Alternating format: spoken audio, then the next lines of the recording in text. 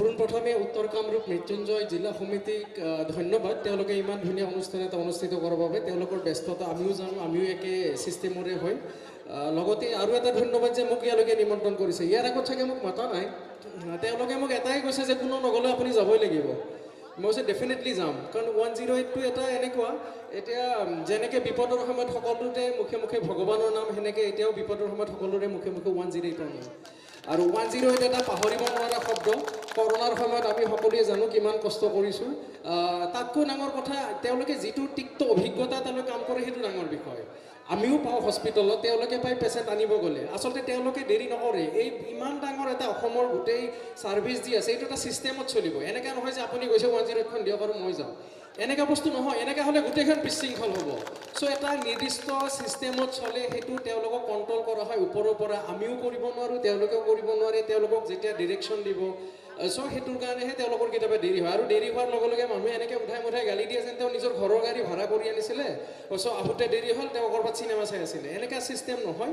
চ' পাব্লিকক কৈছোঁ যে 108 হওক বা আৰু এইটো সেৱা ছিষ্টেমত জড়িত মানুহখিনিৰ প্ৰাপ্য বহুত কম, তেওঁলোকৰো কম, ময়ো জানো। চ' সেইকাৰণে এইটো সেৱা, নহ'লে এইটো বিজনেছ হ'লে হয়। সেইকাৰণে এইটো সেৱা, য'ত আমি যিমান দিওঁ তাতকৈ বহুত কম লওঁ, সেইটো কাৰণে এইটো সেৱা হয়। আচ্ছা, 108 শব্দটোৰ মিনিং জানেনে কোনোবাই? 108 নামটো কিয় দিলে? 10 বেলেগো দিব পাৰিলে হয়, 201ও হ'ব পাৰিলে হয়। 108টো যেনেকৈ মৃত্যুঞ্জয় শব্দ, মৃত্যুঞ্জয়টো এনেকুৱা, বিশেষকৈ আমাৰ বেদত থাকে, মানে 108টো এটা পবিত্ৰ সংখ্যা। এটা হ'ল আমি যিবিলাক যে আমাৰ যে পূজাৰ সময়ত আহুতি দিয়ে, হোম যজ্ঞত 108 বাৰ দিয়ে। এই কিছুমানে যে মন্ত্ৰ জপ কৰে, এইটো হিন্দু নহয়, বেলেগেও কৰে, তেওঁলোকে 108 বাৰে কৰে।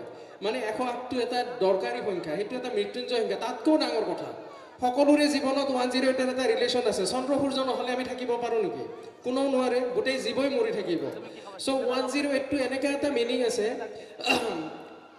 মানে সূৰ্যৰ যিটো ছাইজ আৰু আমাৰ পৃথিৱীৰ পৰা দূৰত্ব কিমান জানেনে? সূৰ্যৰ ছাইজৰ 108 গুণ, 108 টাইমছ।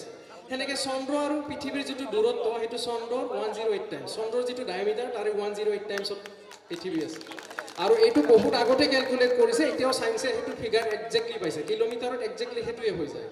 চ' 108টো এনেকুৱা, চ' আপোনালোক সৌভাগ্যৱান, আমিও সৌভাগ্যৱান যে আমি এনেকুৱা এটা ছিষ্টেমত জড়িত হৈ আছোঁ। কিন্তু এটা আক্ষেপ থাকি যায় ন সকলোৰে। মই প্ৰায়ে শুনি থাকোঁ, মইতো চবকে চিনিয়ে পাওঁ, অলমষ্ট 90%ক মই চিনি পাওঁ ইয়াতে। চ' সকলোকে এটাই জনাম যে তোমালোকে যিটো কৰি আছে সেইটো সকলোৱে কৰিব নোৱাৰে। আমি যিটো কৰিছোঁ সেইটোও নোৱাৰে, কিন্তু তোমালোকৰতো আৰু টান। এটা আমি নাইট ডিউটিত থাকিলে এনেকৈ এটা এনজাইটি থাকে যে এইমাত্ৰ পেচেণ্ট আহিব নেকি, এইমাত্ৰ পেচেণ্ট আহিব। তোমালোকৰো চাগে এইমাত্ৰ ফোনটো বাজিব, এইমাত্ৰ ফোনটো বাজিব, এইটোৱে হৈ থাকে ন। এইটো এটা এনজাইটি। বহুতেই ভাবে নাইট ডিউটিত চাগে শুই আছে। নাইট ডিউটিৰ মানুহে ফায়াৰ ব্ৰিগেড, পুলিচ আৰু ডাক্তৰ আৰু 108তে শুব নোৱাৰে। তেওঁলোকৰ এটা এনজাইটি হৈ থাকে, কোন মুহূৰ্তত যাব লাগে। আৰু তেওঁলোকেও জানে যে দেৰিকৈ গ'লেও তেওঁলোকৰ ভুল নহ'লেও গালি খাব। আমিও জানো ৰাস্তাত এক্সিডেণ্ট গাঁতৰ কাৰণে হৈছে, পেচেণ্টটো যদি হেড ইঞ্জুৰি হৈ মৰিছে, হস্পিটেলত চিকিৎসা নোপোৱাৰ কাৰণে মৰিছে, বা 108তে দেৰিকৈ এনেকৈহে মৰিছে। আচলতে গাত যোনে বনাইছিলে, মদ কোনে বেচিছিলে, তাৰ গাত একো নাই। পেচেণ্ট ক'ত মৰিব? পেচেণ্ট ক'ত মৰিব? পেচেণ্ট হস্পিটেলত নহ'লে 108ত। ফুটবল খেলত কোনোবা পেচেণ্ট মৰে নেকি? নমৰে, তাত চব স্বাস্থ্যৱান মানুহ থাকে। চ' আমি সদায় সেনেকুৱা মানুহ ডিল কৰোঁ যিবিলাকৰ যোৱা অৱস্থা বা একেবাৰে বেয়াখিনি। চ' পেচেণ্ট ট্ৰিটমেণ্টৰ পিৰিয়ডতে মৰিব। সেই ট্ৰিটমেণ্টটো হস্পিটেলো হ'ব পাৰে, ডিউৰিং 108ৰ ট্ৰেন্সপৰ্টেশ্যনতো হ'ব পাৰে। তাতে মানুহবিলাক কয় 108ৰ ভুলত মৰিলে। কিন্তু মানুহজনে যে 10 বছৰ ধৰি মদ খাই লিভাৰটো বেয়া আছিলে, তেতিয়া তেওঁ দায়ী নাছিলে।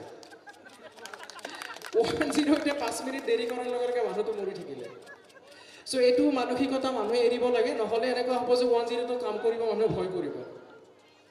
চ' তেওঁলোকক চেলিউট দিব। বিশেষকৈ কৰোণাৰ সময়ত যিসকল আছিলে, তেওঁলোকে কেনেকুৱা লেভেলৰ কষ্ট কৰিছে সেইটো মই দেখিছোঁ। আৰু কৰোণা পেচেণ্ট ময়ে মেক্সিমাম হেণ্ডেল কৰোঁ, যিখিনিয়ে মোক লোকেলি জানে। ইভেন তেওঁলোকেও কেতিয়াবা, তেওঁলোকৰ লগত মই পেচেণ্টটো দাঙি দিওঁ কেতিয়াবা, এই উইদাউট গ্লাভছ, উইদাউট মাস্ক। চ' যিখিনিয়ে মোক শুৱালকুছি হস্পিটেলত পাইছিলে তেওঁলোকে জানে মোক। চ' তেওঁলোকেও কিমান কষ্ট কৰিছে জানো। মৃত্যুৰ ভয় চবৰে, কৰোণা বুলি ক'লে কোনো ঘৰৰ পৰা নোলায়। কিন্তু এইকেইটাৰ অৱস্থা চাওঁ, আমাৰ অৱস্থা চাওক। আমি সেইটোৰ লগতে সদায় ডেইলি যাই থাকিব লাগে। আমিতো ঘপকৈ ৰেফাৰ কৰি দিওঁ, কিন্তু আচল টেনশ্যনটো সিহঁতে খায়। ৰাস্তাত কিবা হ'লে সিহঁতক ধৰিব।